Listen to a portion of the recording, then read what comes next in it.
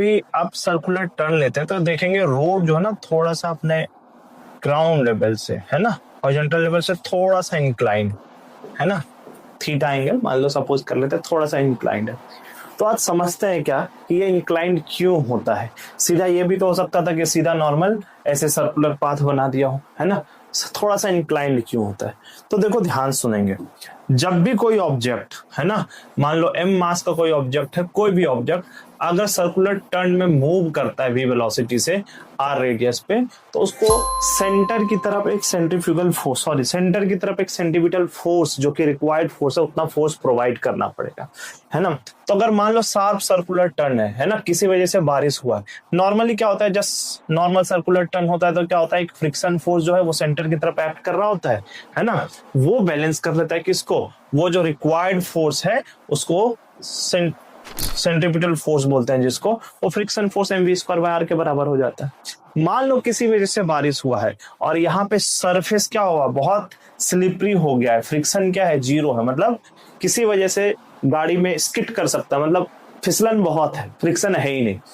या फिर tyre worn out हो गया किसी वजह से इस तरीके से, तो फिर सर्कुलर टर्न लेना क्या हो जाएगा, बहुत मुश्किल हो जाएगा। क्या हो जाएगा, सर्कुलर टर्न लेना बहुत टफ हो जाएगा। उस वजह से एक सुझाव, एक तरीका निकाला इंजीनियर्स ने, क्या किया, रोड को हल्का सा बेंड कर दिया। जब हल्का सा बेंड करते हैं रोड को, तो जो गाड़ी का वेट है वो वेट का एक कंपोनेंट, क्या जिसको नॉर्मल बोल रहे हैं ना, एक रिएक्शन फोर्स नॉर्मल, वो ऊपर की तरफ प्रोवाइड होता है, और ये उसका नॉर्मल का एक कंपोनेंट किधर, सर्कुलर सेंटर की तरफ एक्ट करने लग जाता है, जिसका वैल्यू है n sin थीटा, और ऊपर वाला फोर्स n cos थीटा, है ना, वो किसको, mg को बैलेंस करता है।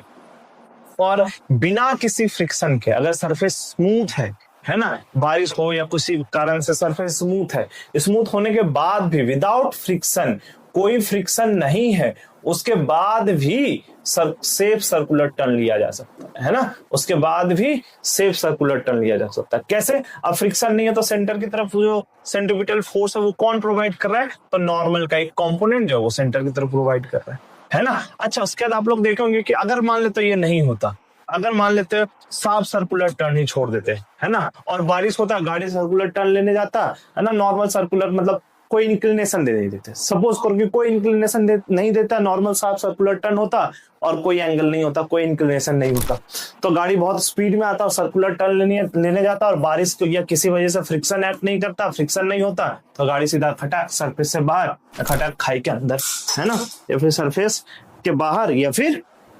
खाई के अंदर, है ना। उससे बचने के लिए क्या कर दिया, इंक्लाइन कर दिया।